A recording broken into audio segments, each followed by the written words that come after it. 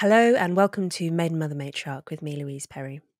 My guest today is Jonathan Anomaly. He's the director of the Center for Philosophy, Politics and Economics in Quito, Ecuador, and the author most recently of a book called Creating Future People, The Ethics of Genetic Enhancement.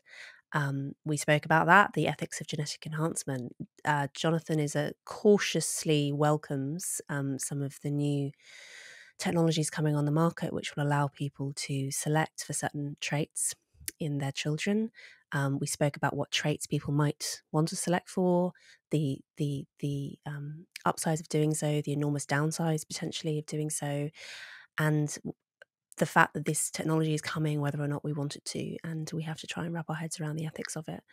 In the extended version, we also spoke about the role of religion in decision-making in relation to these technologies and whether or not transhumanism is really a coherent ideology.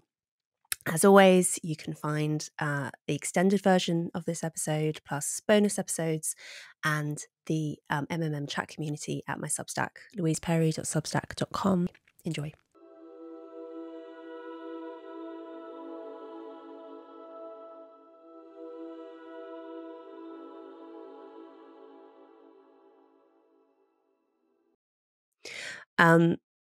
Jonathan, I'm sorry to open with this because you probably get this question all the time, but I have wanted to ask you desperately. Is Anomaly your real name? It is, and it's because I changed it when I was a student at Berkeley. I guess I was about 20 years old. And it's partly because my former last name was a bit of an Ellis Island name, as we call it here in the US. And yeah, I don't know, it was partly playful. I was also reading Thomas Kuhn's The Structure of Scientific Revolutions at the time, taking a philosophy of science class, and the word anomaly came up quite a bit. And I thought about both the word and the connotations. Nomos meaning something like without name, without regularity. I didn't think at the time I'd become Dr. Anomaly, Professor Anomaly, this sort of thing. So yeah, the students think it's a joke. Everyone thinks it's a pseudonym. It's not. It is your legal name. It's a fabulous name for someone interested in the philosophy of science. I guess so. So your latest book is on genetic enhancement and the ethics of it. It is generally a subject that alarms people. The idea of even just choosing embryos to implant based on their genetic profiles, let alone changing the genetics of people already alive. Why do you think it is that people find it so distressing as an idea? Well, I think there are good reasons and bad reasons. So a bad reason would be easily debunked, and it's called the naturalistic fallacy, the idea that where we are now is somehow the best that we could possibly be. So, for example, either an interpretation of Christianity or of Darwinism, whereby, only the best traits tend to proliferate in the long run, right? The ones that make us healthiest, wisest, smartest, that sort of thing. And that's clearly false. On a Darwinian worldview, that can't be the case. Traits that tend to leave more copies of themselves are the traits that proliferate by definition. That's what natural selection is.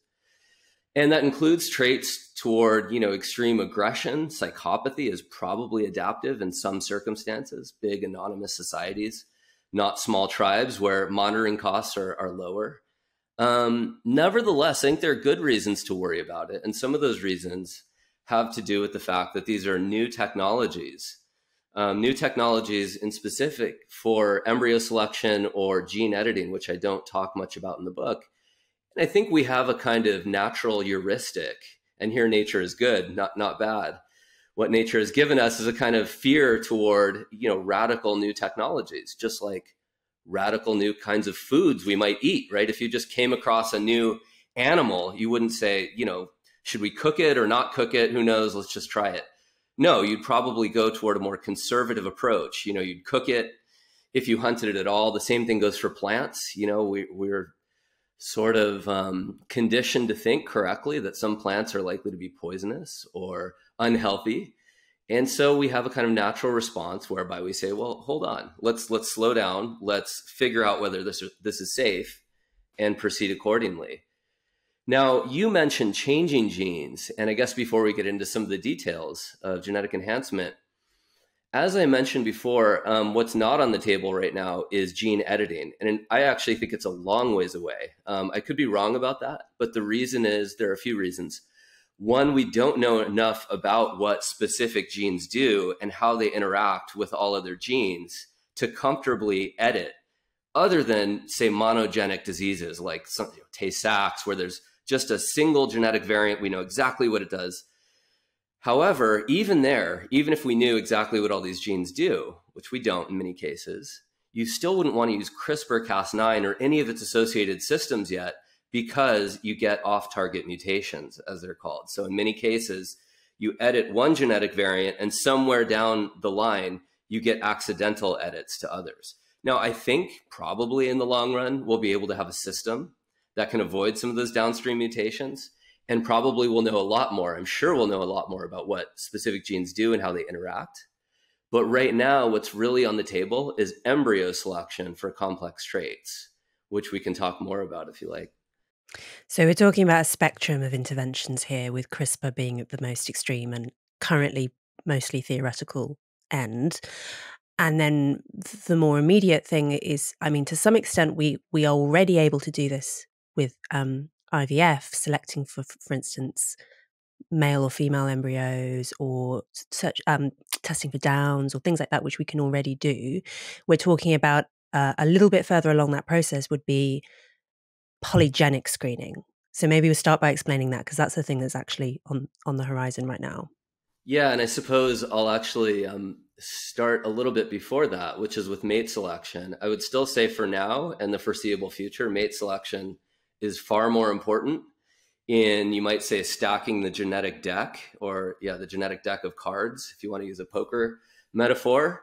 And then, what selection is going to do is, I hate to say it this way, but throw away some of the cards. This has to happen, of course, with when you use IVF to begin with. You generate more embryos than you need, because some simply aren't going to implant.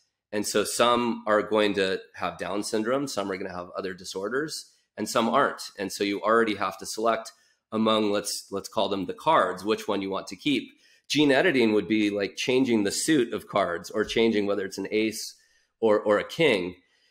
We can't really do that safely now, but we can easily select from among the cards which ones we want to keep, and therefore which hand we play. And I'll push this metaphor partly because, well, at least my book is about, and the way I think is sort of like an economist. And that is to say that the traits you want your kids to have are in part a function of the traits that you expect everyone else to have. For example, if you had above normal levels of altruism, right, and everyone else had lower levels, you might think, I'm setting my kid up to be nice, but also potentially to be a sucker, right, to exhibit pathological altruism.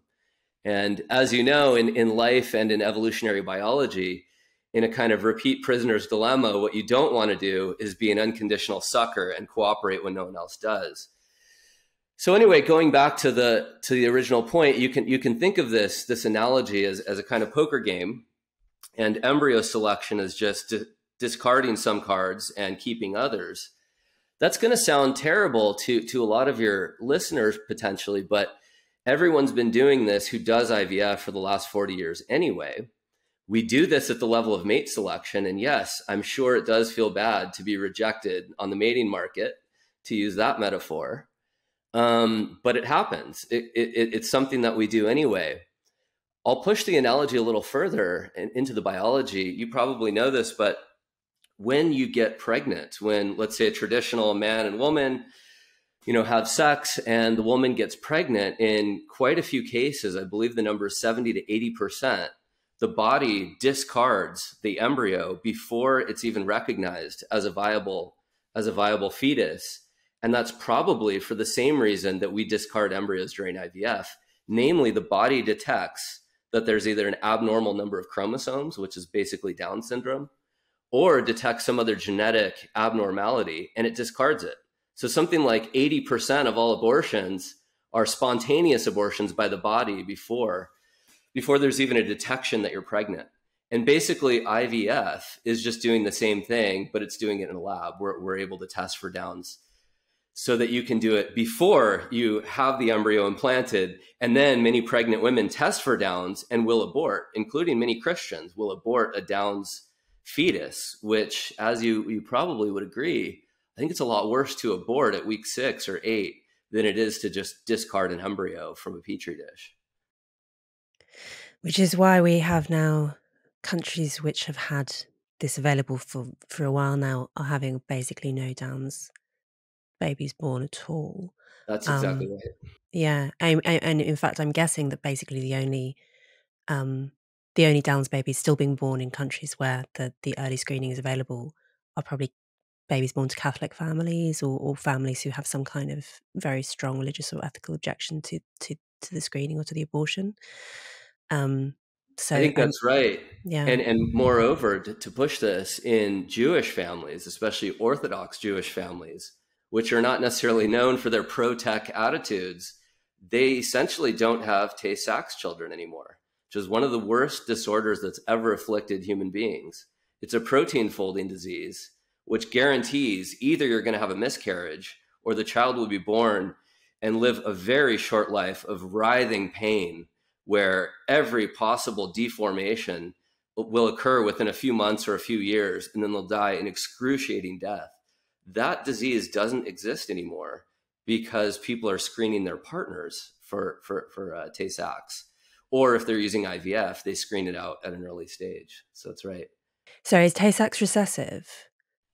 I believe so. Yeah, exactly. Okay. So people can screen partners, so they wouldn't. Yeah. Okay. Exactly. That's right. And it's concentrated like so many genetic disorders are within ethnic groups. So for whatever reason, Ashkenazi Jews, and it's Ashkenazis more than other Jews, get it. And the reason is because of a genetic bottleneck. So as you probably know, Ashkenazi Jews are the descendant of original Mediterranean Jews that had gone through Spain, Portugal, had lived there and either been thrown out or had chosen to migrate for better pastures to the north.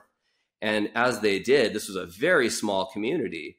There's more inbreeding within Ashkenazis. And, this is something that I think is widely known. And even if it's not known, it's implicitly understood by many people. Ashkenazi Jews have the highest IQ in the world, and it's not even close.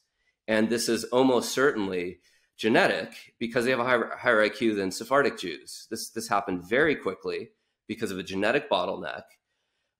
It's a case in which inbreeding can be sort of good and sort of bad.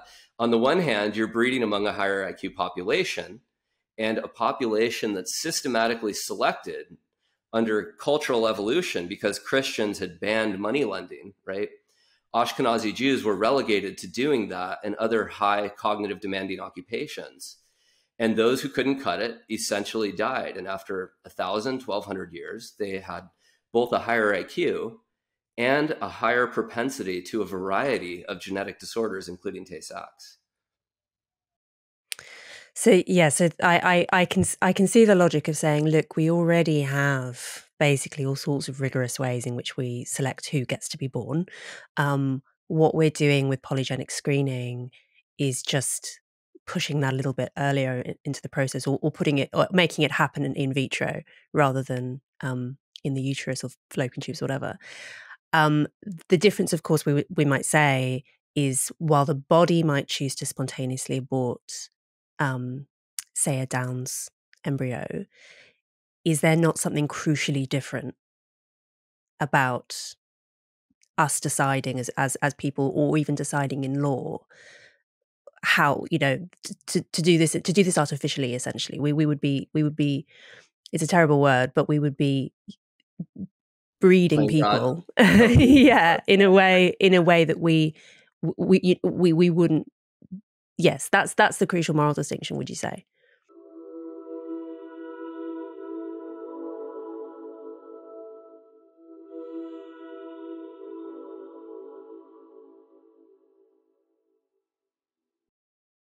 Maiden Mother Matriarch is brought to you by Keeper, the world's most advanced matchmaking solution. Now, many of you will know that I'm normally extremely suspicious of dating apps like Tinder and Bumble, which tend to produce repeat customers who must endure endless, miserable hookups and short-term relationships without ever finding a spouse. Well, Keeper is a completely different kind of service.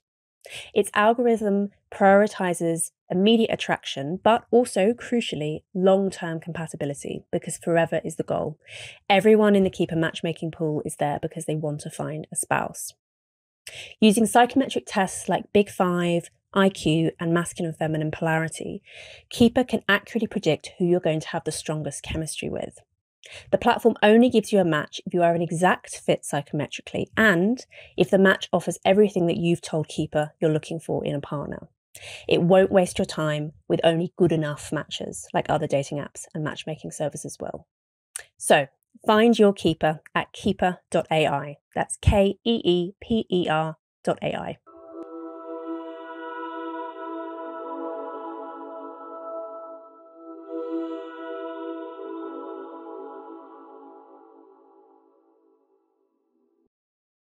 Yeah, so it's intentional selection versus, natural selection is a very misleading term. So as you probably know, Adam Smith, 1776, the year of the American Revolution, publishes The Wealth of Nations, and he uses this phrase, the invisible hand, but he uses it to refer to a process that has no intention behind it at all.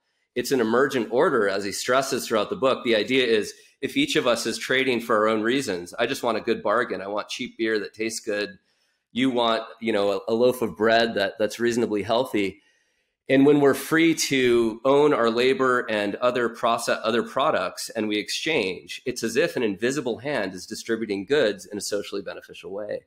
Darwin chose the phrase and discussed this very intentionally of natural selection and also sexual selection, where natural selection involves no mind at all. In fact, what's happening is an emergent order. People arise, traits arise and stabilize in response to war, disease, famine, all of these things that occur through no intentional choice, but just happen to happen. And so the genetic endowments that have an immune system that just happens to be resistant to polio or the Black Plague or whatever the case is, those are genes that find their way into future bodies. There's no intention behind the process.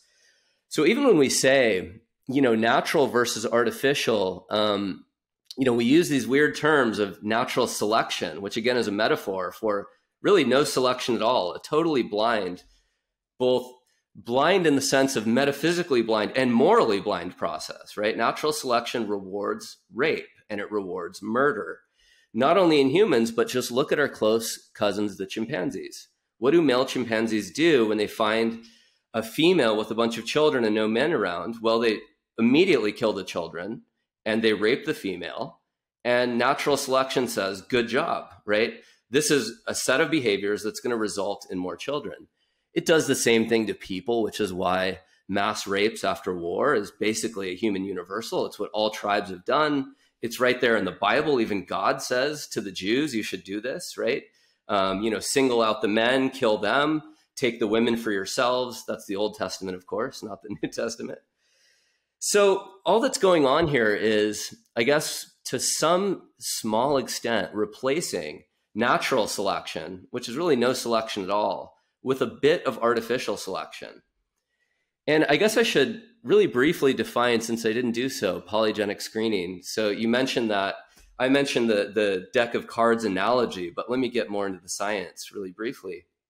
So for about 10 or 15 years now, starting with Great Britain, but there are many now, we have these things called genome-wide association studies. And what happens is you get something like the UK Biobank, the Japan Biobank. You collect genetic data on hundreds of thousands of people. You just genotype people and see what traits they have. It could be simple traits like height, which turn out actually to be pretty polygenic. They involve hundreds or thousands of small genetic variants, each of which adds a little bit to more or less height. You can do the same for propensity to breast cancer, to coronary artery disease, or indeed to things like intelligence. And what you do then is, with a large enough sample and with good enough testing, which doesn't always happen, the IQ test in the UK Biobank, for example, isn't very good. But what you can do is correlate these small genetic variants that add up to these traits with sets of chromosomes, with hundreds of thousands of people who have those traits. And you can figure out the extent to which we can basically infer that it's these sets of genes that are causing these traits. You don't even need a very good causal story, though, exactly how that's happening. All you need is, after enough correlations, you end up getting a story whereby you can select in favor or against these traits. You might remember from freshman philosophy, in England, and we had the same David Hume's famous paradox of causation. He says, look, all I see is sets of correlations. I've never seen a thing called a cause in the universe, right? All I see is sort of the billiard stick hitting the ball, and then after that, the ball moves and hits another ball. It's just correlations all the way down. How do we ever infer causation? Well, we do. And in most cases, we're right to do so after enough correlations. So anyway, what ends up happening is you get these huge sets of correlations, and you can assign different embryos polygenic scores based on those correlations, predicting the extent to which or the probability with which a particular embryo will be disposed to develop a particular trait. And some are incredibly accurate, like height. Others are less accurate. Some of the disease traits, you might be able to reduce the risk of diabetes type 1 by 40% or 60%, but not by 100%. Why? It's simply because not all of the genes associated with those traits are known, and also because the environment still matters. Things aren't genetic all the way down. Environments do play some role. So that's polygenic screening. You assign polygenic scores to the various embryos you have.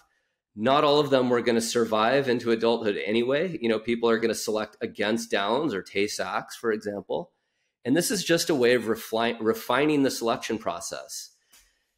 And to put all the points together, these are whole genomes. These are genomes sculpted by evolution through natural selection, millions of years. It's exactly like the kinds of babies you might have had. All it's doing is sort of laying out a set of potential kids and allowing you to pick among those which one you're going to select. A very awesome task. I agree. But the thing is, that was already happening. It was just happening in a very blind way before. And the power of the screening process is presumably going to depend as well on how many embryos you're choosing from. So if you're choosing from 5 versus choosing from 500, the power you can wield is going to change quite a lot. So one of the things that you grapple with in the book is the ethical, the political implications of the fact that, at least initially, we're not expecting everyone to make use of this technology. Some people are, maybe a handful of people are already making use of it. Possibly very soon, this is going to become more common among people who have the resources to access it. But there's always going to be a degree of inequality of access. How do you think we should think about that? Should that put us off the idea of using it at all, or do you think there's a way of managing that inequality? Yeah, good question. So, first of all, there already is quite a bit of genetic inequality in the mating market. There's assortative mating, and as you know, doctors marry lawyers and janitors marry plumbers. Nothing wrong with any of those categories of people, but that's a fact. And the more we've stressed female education and female ownership of property, which of course began, in your country, made its way into the US and from there to the world, what you get is more assortative mating. And the number one trait along which people assortatively mate is intelligence. We can measure that. It's pretty strong as an effect. I think it's like 0.4. I could be wrong. I think it's right around there. And so even in the absence of the genetic technologies, we're already getting increased genetic inequality across generations because of new mating patterns that only arise with a kind of industrial society. But what this is going to do is initially potentially exacerbate those inequalities. I actually think the technology, which is available now and is going to come online in a really powerful way in the next 2 to 5 years, I think that's going to initially have some effect, but very few people are going to use it because, as usual, it will be more expensive and less efficacious than it will be in, let's say, 10 to 20 years. So it's going to be both more costly again, but also more useless. And so what's going to happen is the usual story of the rich basically subsidizing a product that isn't that well developed yet, so that future poor people, that's not their intention, but the result is future poor people actually have a better quality product at lower price. Nevertheless, in the interim, there will be more genetic inequalities. And even over the long run, there probably will be. There are a few ways that governments might address it. So China just made universal IVF free, and they're doing this to solve the population problem. I think countries like Israel, well, I think Israel does too. Singapore, there are other countries that I'm sure will follow suit. And when this happens, it's going to make it a lot cheaper for everyone to do polygenic risk screening. Now, one problem with that, especially for some of your listeners, I bet, is that that means people who don't have to use IVF will probably start doing it electively, simply because it's free if the government makes it that way, or insurance companies, or Google, which also does this, right? Google encourages their employees to freeze their eggs in the idea that later they'll use IVF, especially if they sell their soul to Google for 20 years, young women. And that makes it easier for Google to say, hey, just chill out. Don't even look for a guy. Don't worry about it. And then at 40, maybe you'll use a sperm donor or find a guy. I'm putting this in a way that is deliberately on the side of your audience. I know. That's roughly my analysis as well. Yeah. Yeah, because it's true. I think it's a purely self-interested reason they're doing this. And I do think, and I know your worry, that this is going to alter social norms in very bad ways. So I actually think that this technology needs to be paired with a rethinking of what political societies look like and how we want to live together, how we want to reproduce. Should we be encouraging people to couple up, for example? And I think the answer is clearly yes.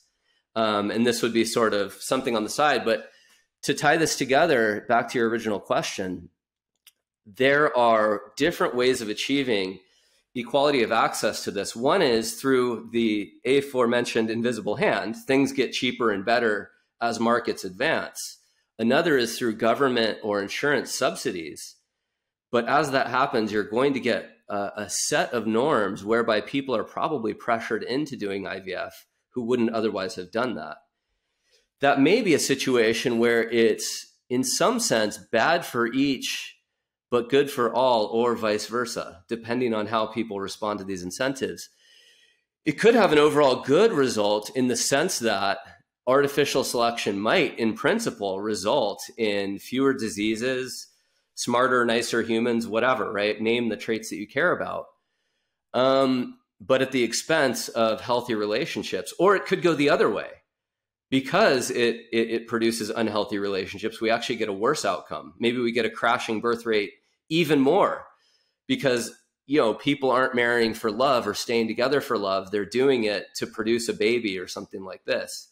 I think all of these are on the table, which is why in my book, I'm not sort of expressing some kind of, unmitigated optimism toward this. I actually do support this technology to some extent with lots of reservations. But I'm under no illusions that, for example, democracy just produces invisible hand outcomes in the good sense of the word, right? That's a kind of emergent order.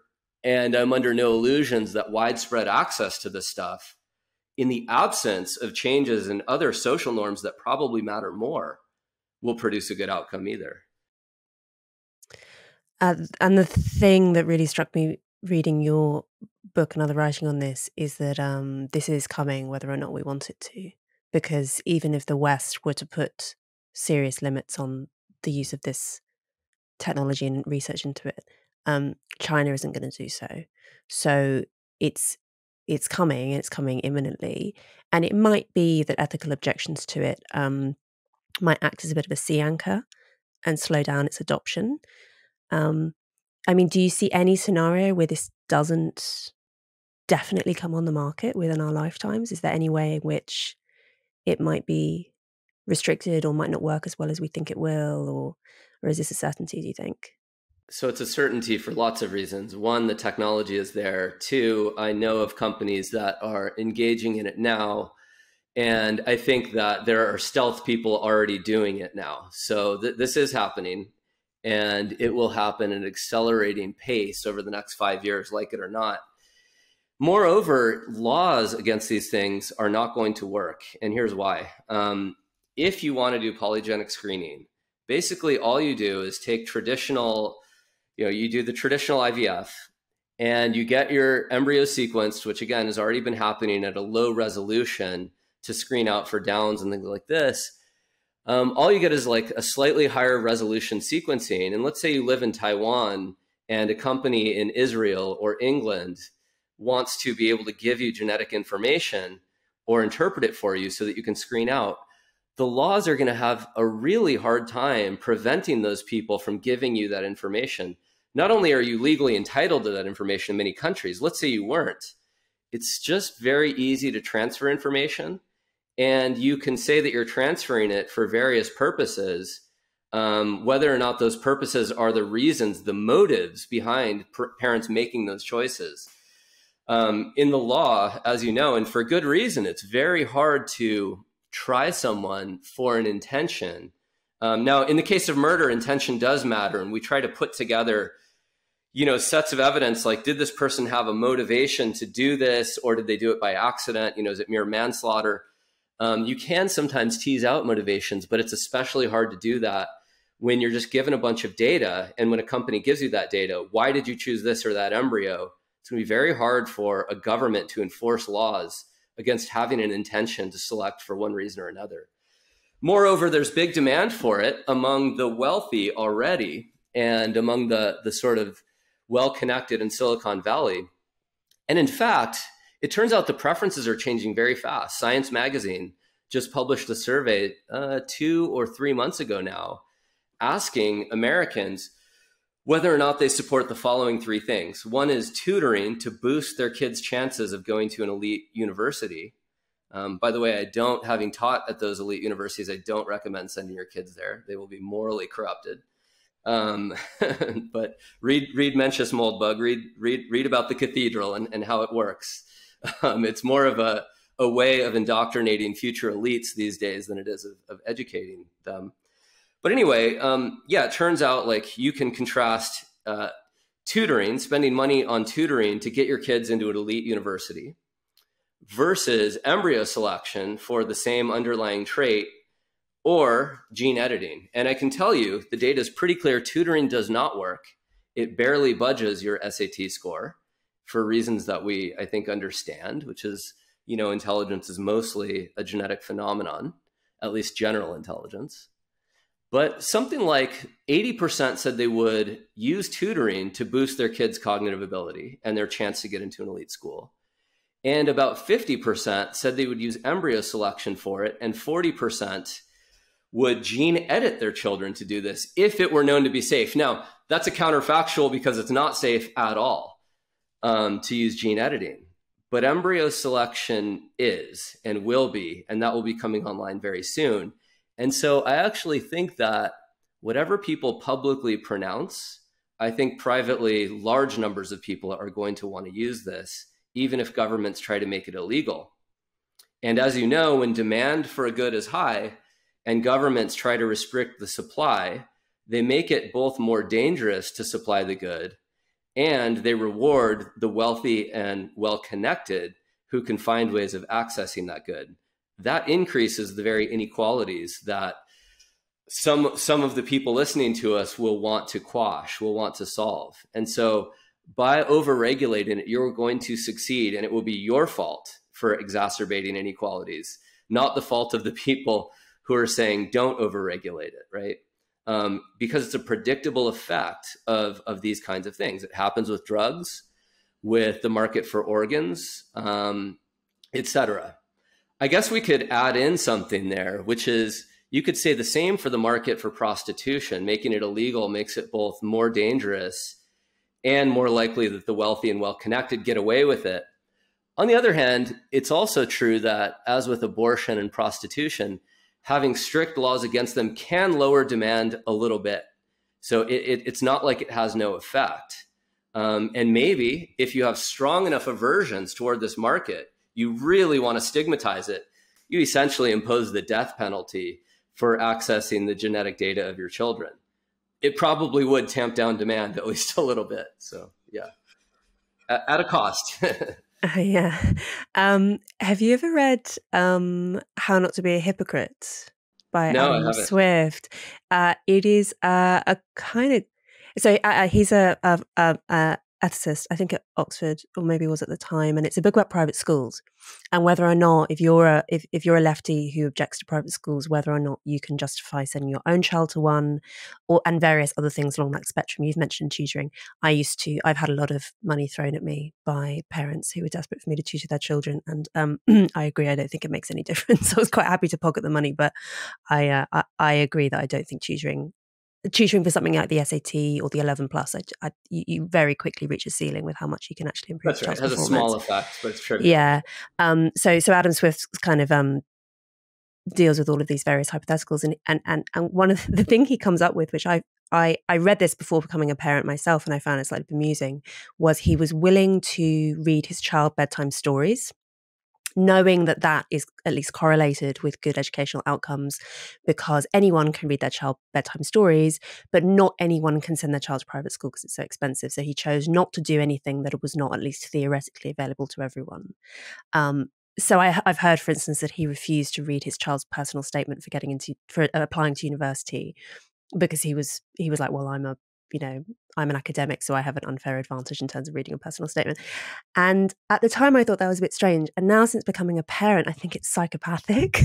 I think the idea of not doing stuff completely within your power to help your children to succeed now seems very strange to me. I do also recognize the fact that that instinct in parents has good and bad effects. If we allow parents to do absolutely anything they want in order to boost their child's performance in various things we care about, they'll do terribly immoral things sometimes, So we place limits on what parents can do intentionally. I also agree with you. The idea that parents who are currently spending hundreds of thousands of pounds on private schooling are not going to spend that same kind of sum on polygenic screening, even if they might go around saying that they don't think that intelligence is heritable, right?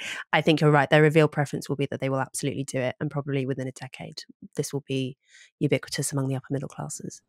That's right. I have a couple things to say about that. I now remember Adam Smith. I don't think I've met him. I met his co-author, Harry Brighouse, at Wisconsin. Also, he's University of Wisconsin, but also via England. And I actually met him in Oxford. So he must have been at a conference. They have this book and this theory, that there are these advantages to reading to your kids. But it's, in my view, utterly false and backwards. It's like the so-called Beethoven effect in the United States. Some sociologists, blank slate sociologists, as we might say, who assume that genetics don't play a role, everything's about socialization and oppression and these sorts of things. In the 1980s, noticed that parents who played Beethoven while their children were, or while the baby was developing in the womb, tended to have better life outcomes. And so what was the governor's response of that state? It's to subsidize Beethoven music for parents to access. And I think you know what's wrong with this argument. It turns out people who read to their children or play Beethoven are genetically quite different from people who are likely to be shooting up heroin and screaming at their kids or drinking while they're pregnant. It's not to say that, these are 100% heritable activities or that sort of thing. But yeah, I mean, smarter people tend to have more books in their house. And it's not the books causing their fetuses to have a higher IQ. It's the genes causing them to both have those books and have smarter children. So, did you know that you can buy an intravaginal speakers?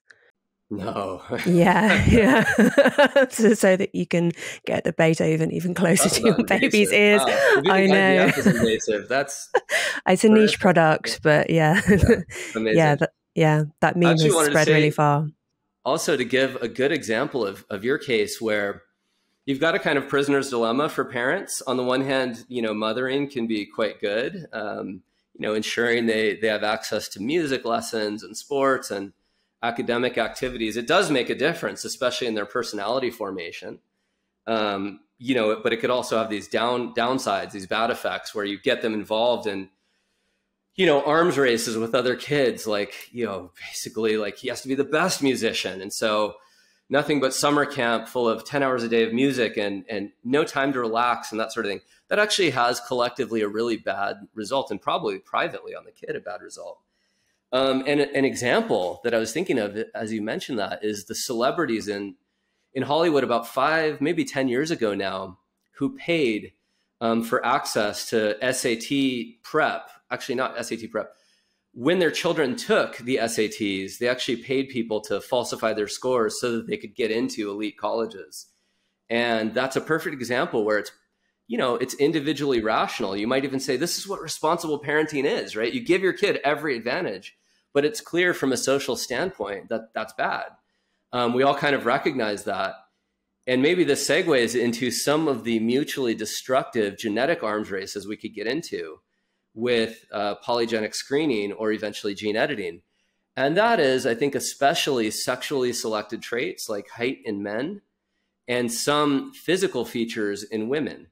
So the height in men example is probably the most obvious. You know, it seems to me there's no reason for the extreme female preference, and it truly is an extreme one for tall men.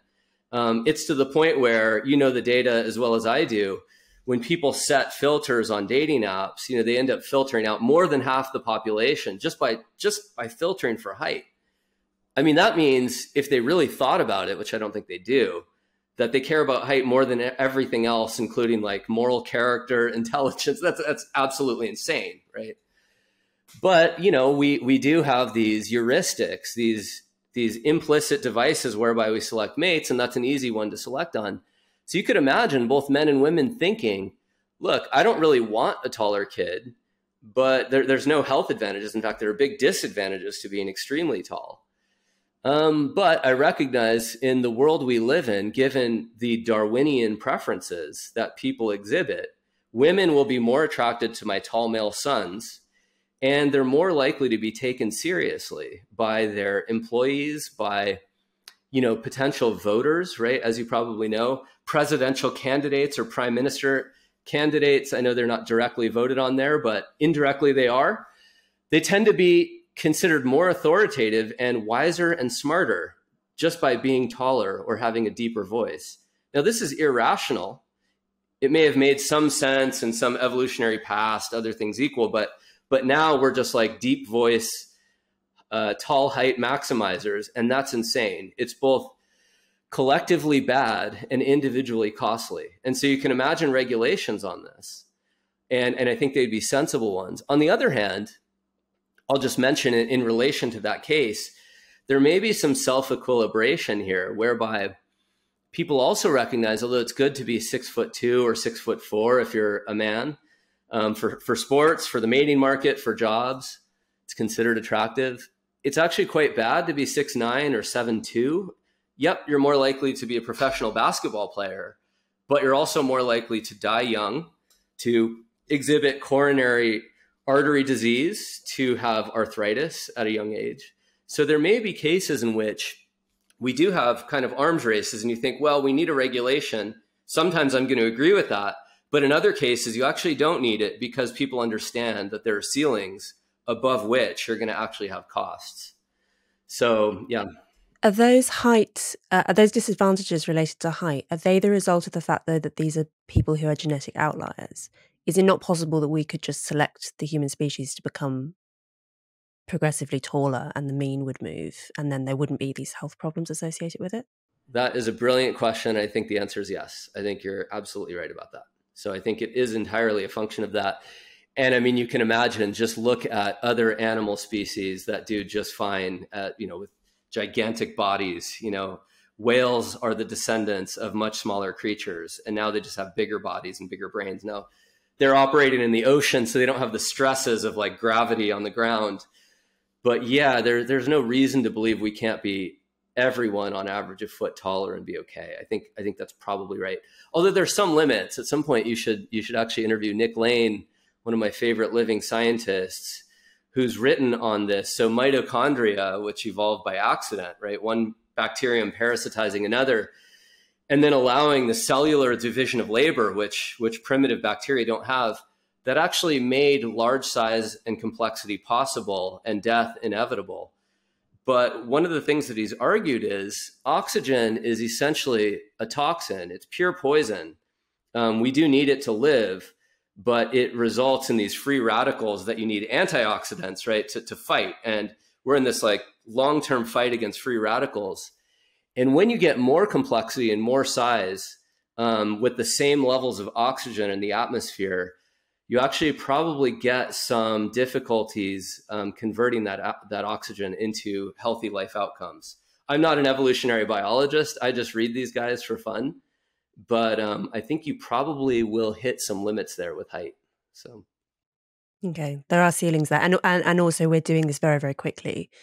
yes. You know, whales reach their size over millennia. We're talking maybe decades, plausibly. Millions of years. And by the way, sorry to interrupt, but you mentioned a point earlier, which I didn't address, but I will now. You know, the word breeding or the word eugenics or whatever, some people think of this as, you know, a collective endeavor or a government-led endeavor just because they think of the worst abuses of those terms or concepts. However, and of course, you know, I don't want that either. I don't want a government telling you who you can mate with or what traits your children should have. Maybe there could be a law against, you know, deliberately breeding psychopaths or something. But, you know, what we don't want is a government with extreme power telling us who and how to breed.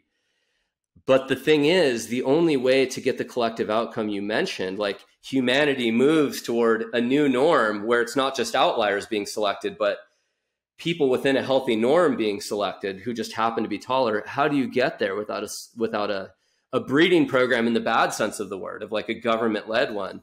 I don't know. In fact, I don't think you can. So that would be, in some ways, although a hypothetically possible outcome, you're correct about that. I don't think it's the kind of thing any of us should welcome. Now, breeding or eugenics is also often used, as it was by Galton and Darwin, who first mentioned artificial selection. Darwin constantly mentioned a kind of artificial selection that farmers engage in. They've done it for thousands of years by selectively breeding plants, you know, whether it's corn and rice and wheat or their domestic animals. And once Darwin and Galton had said, once the laws of heredity are known, you know, maybe in 50 years, they thought, or 100 years, and now we're sort of getting there, they thought we might selectively breed for traits. And interestingly enough, despite the kind of slander that the word eugenics gets, I think it's incorrect to use it as a slander term. Galton is the one who coined that term, and Darwin frequently used it, and they meant individual level selection. So they meant it both as a descriptive and a normative term, but mainly descriptive. The idea that we would use the science of heredity, once it was understood, to influence our mating decisions and who and how many people we'd have children with if we had heritable diseases, for example. And so when they use words like breeding or eugenics, dysgenics, they do often mean either individual choices or collective outcomes, but both of them warned against giving governments or larger organizations the power to force people into these kinds of collective breeding decisions that happened, for example, during World War II under Hitler's regime. So I thought I'd address that too, because it's, you know, in the last 5 or 10 years, because of the euphemism treadmill, as you know, what leftists do is they accuse their opponents of being a thing, let's say racist. And then they overuse that word to the point that everyone rolls their eyes when they hear the word racist now, right? It's like, oh, that policy is racist. Now I guess roads are racist in the United States, right? In the United States, to build a freeway or a road in one place rather than another, it's racist. Okay, so now they start using another word like white supremacist or, you know, what, fascist or whatever. And the same thing has gone with the word eugenics. It used to be a more neutral term, understanding that there are good or bad versions of it, even after World War II. Many people openly advocated eugenics. Crick, Watson, many famous scientists, and they just meant what Galton and Darwin meant. But then they also understood forced eugenics programs, state-sponsored coercive eugenics, is very different. But now what's happened, because leftists are always looking for new names to call their opponents, the word eugenics in the last 5 years has meant something like Nazi. And so, you know, I would urge listeners to resist, for Orwellian reasons, the temptation to use the language of people who are trying to manipulate you. So they want to sort of say racism is everywhere by definition, or you're a white supremacist because you're white. You have white privilege. It's a stain. It's a sin that's just part of you. You can't get rid of it. Or you're a eugenicist. And by eugenicist, I just mean you're evil because you pay attention to like traits and the heritability scores of traits. My view is we should roll our eyes at them rather than at our comrades. And we should say, you can use words however you like, but I'm going to define my words carefully. And I'm not going to kowtow to your desire to sort of get me to change my mind by manipulating the language and the thoughts that come with language. There's a reason that the entirety of 1984 by Orwell is really about language and not just thought, right? That's why there's a dictionary of Newspeak, and why he was really worried more than anything else that our thoughts would be manipulated by the language our opponents use. People don't use the word eugenics very accurately, right? And not just in the sense of using it as a slur, but I don't think there's a very, even when we're talking about state-led coercive programs, compared with market-driven programs, which is really what you're talking about, there are already loads of things that governments do to say who can and who cannot reproduce, or to discourage or encourage people. We don't let siblings reproduce, for instance. That's against the law for basically eugenic reasons, because we recognize that it causes genetic abnormalities. I mean, one of the, I am loath to say that the market might be a savior, in this instance, but I guess one of the ways in which if we are going to have this technology, which it seems that we are, having it driven by market forces, one of the advantages of that is that people are going to have slightly different ideas about the difference between you and dis, right? Like that, what are good and bad traits to select for. And one of the things that I thought of when we were talking about this issue of height is that some of that is going to be sex specific. So people want their sons to be tall, but they don't necessarily want their daughters to be tall. I had Rana Mitter on the podcast recently, who's a professor of modern politics in China. And he was talking about the fact that female education is very much a disadvantage for Chinese women who are looking for a spouse. Maybe people might prioritize intelligence in their sons more than in their daughters, depending on cultural context. Do you think that one of the consequences of this being made available is that you'd see greater sexual dimorphism over time? Yes, I do think that's the case. And I think it's really, again, difficult to control that. So yeah, backing up a step, so I used to teach in PPE programs, and you in England, of course, know what that is. I always explain it. Oh, it's an old Oxford thing to Americans, but actually it is new to you too, in a way, because the way that we did PPE, the way that we do it in the United States at places I've taught like Duke and Penn and Arizona, is we force students to take micro and macroeconomics, game theory, then read political philosophy, moral philosophy, then think, how does the state work, using economic models to model political processes and so on. And so we make them really learn a bit of each of these disciplines. And I like that we do that. And this went into the book partly because I'm thinking about all these micro level choices that produce macro patterns that may be unanticipated, right? These kinds of processes. And you just identified a perfect one. But as with all of PPE, this way of thinking, the solution too is going to be imperfect. So if you just leave the market to go, we're going to get more sexual dimorphism, and we're going to get borderline speciation. People are going to start moving in really radical different directions over many generations with respect to cognition, personality traits, which we'll be able to select for very quickly too. We can't do it quite yet, but maybe in 5-10 years. And so we're going to get, I think, sexual dimorphism, and then whatever the word is after that, morphism among kinds of people. But then you ask yourself, what do we do about that? And there's just trade-offs all the way down with different solutions. You either go with really massively coercive eugenics programs, or a total free market, or something in between. And I actually, in truth, even though, for a popular audience, I always have to say, oh, there's a difference between individual eugenics and state-sponsored coercive eugenics. You, of course, have hit on exactly the right point. We already do engage in state-sponsored coercive eugenics with laws against incest, for example, or with laws that predictably cause some groups of people to have more children than others, making it cheaper to buy a house, for example, or less cheap to buy a house, will systematically select in favor of the upper or lower middle class having more or fewer children. And we know this. And so in some weird way, that's a eugenics program. So my real answer to this is actually don't just let the market go. Don't just have massive government control. You probably do want sensible regulations.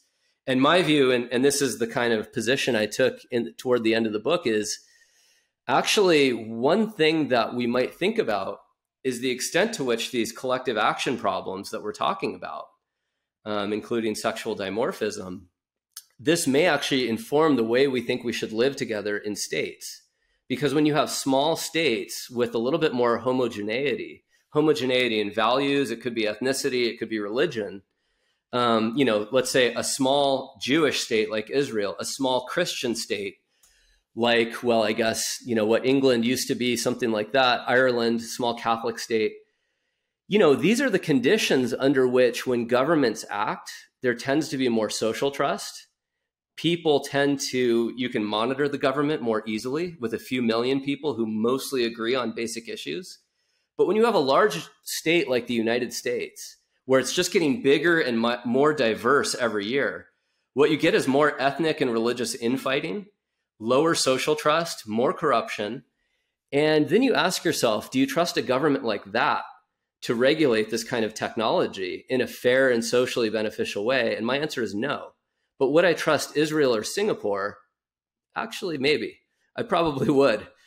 And so I think one of the things that really radical technologies like this are going to cause us to do is rethink the moral basis of the way we live together under states. And it's long overdue.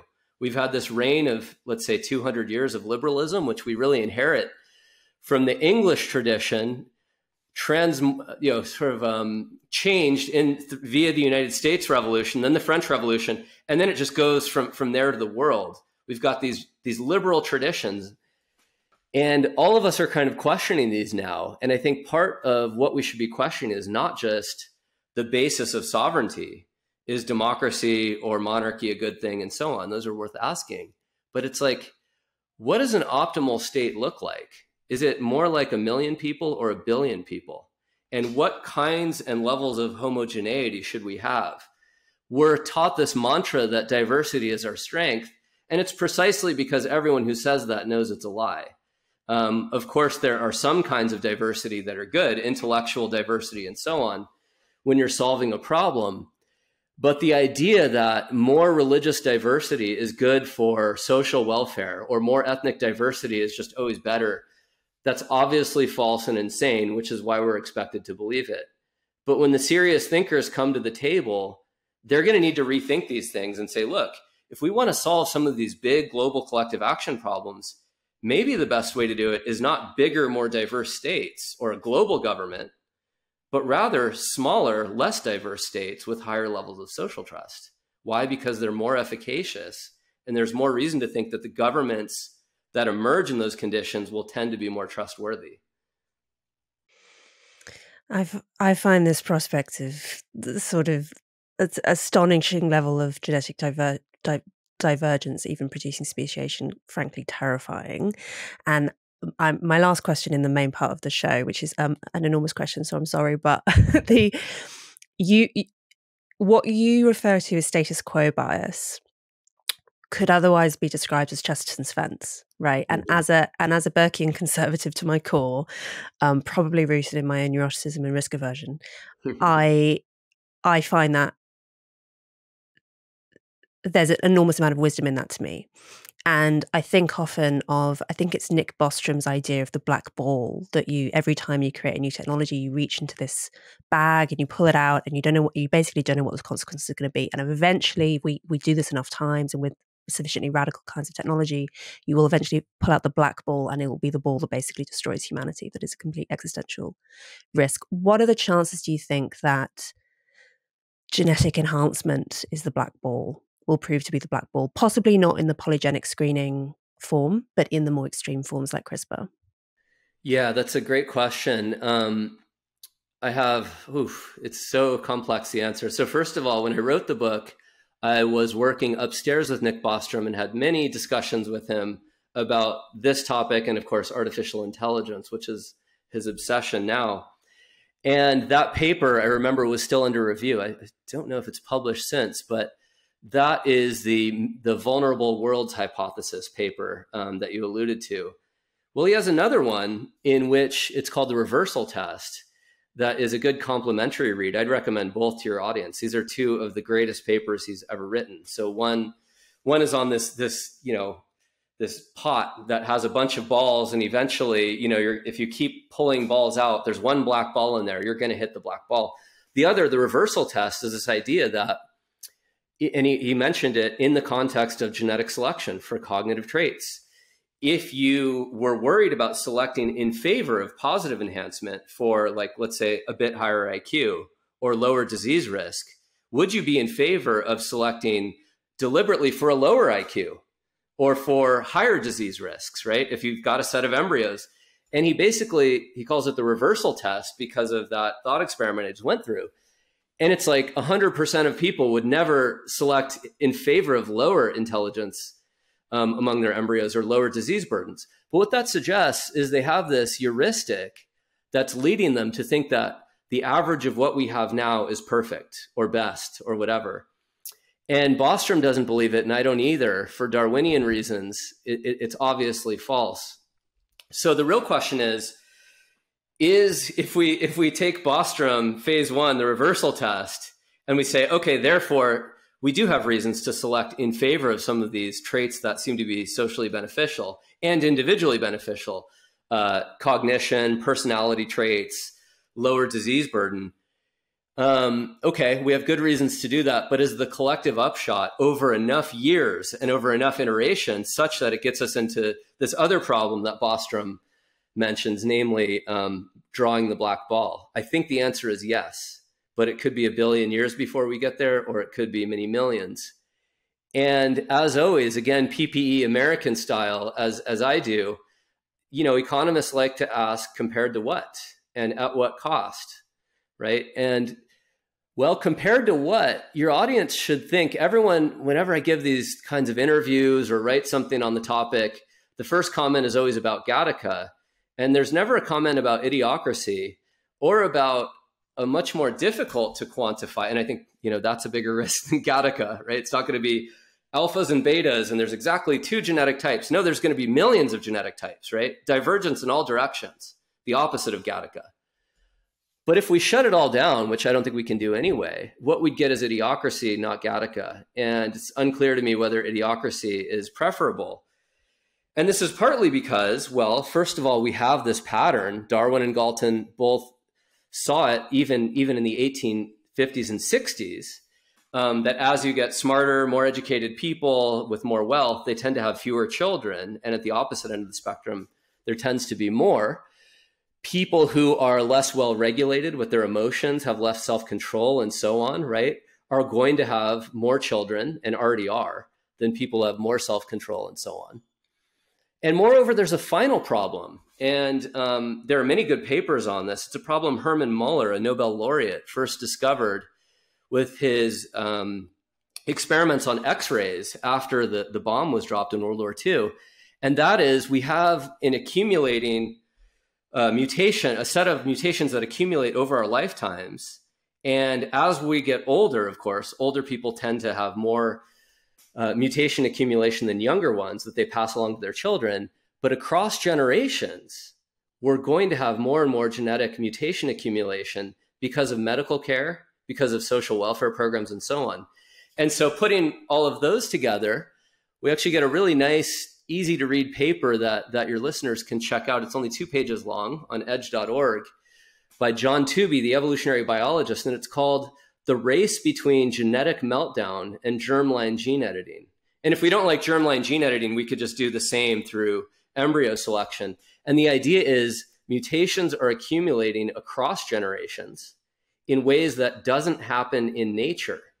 So in nature, you get purifying selection, whereby people with high genetic loads or mutation loads are basically just killed. But now, what do? We save them, as Darwin said, through social welfare programs, through medical care as children. Maybe you're predisposed to childhood cancer. Well, now you get treated for that childhood cancer, as you should. I support it. Darwin supported it. But you're more likely to live to adulthood and pass along those genes that predispose toward childhood cancer. And the longer this goes on with civilization, the more true that has to be. This is a question of math and biology, not of what we want to believe. So again, when we talk about the fear of eventually drawing the black ball that extinguishes or dramatically harms if it doesn't extinguish humanity, there are risks to doing genetic enhancement. I think there are bigger risks to not doing it. Or at the very least, you have to consider those risks of not doing it. Ask the economics question compared to what? Mm. Or the other option, we go back to before the first demographic transition and have a high mortality society, but I don't think we Right. want that either. So Black yeah, death kills 50% of all Europeans in excruciating, agonizing deaths. Yeah. exactly. And half of all children before they turn 15 in basically every society before the Yes, 20th exactly. century. Yeah, That's right. yeah. All right. On that cheery note, in the paid subscribers, hang around because we're going to talk further about. I think we should dig into some of the particular traits that we're talking about selecting for, because we talked quite a lot about height and intelligence and so on, but there are other things that are really, really interesting, which I want to talk about. Things like health, things like Personality. empathy. Yeah. Yeah, should we be maximizing the empathy of humanity? Actually, probably not. We'll get to that in a moment. For everyone else, where can people find more of your work and learn more about this subject? I posted all on my homepage, and I made a deal with Routledge when I published the book. After 2 years, it would be open access. So, yeah, we can post the open access version of the book. Sure, and remind everyone of the title. I'll put it in the bio as well. It's Creating Future People, the Ethics of Genetic Enhancement. And homepage is just jonathan-anomaly.com. So easy to find.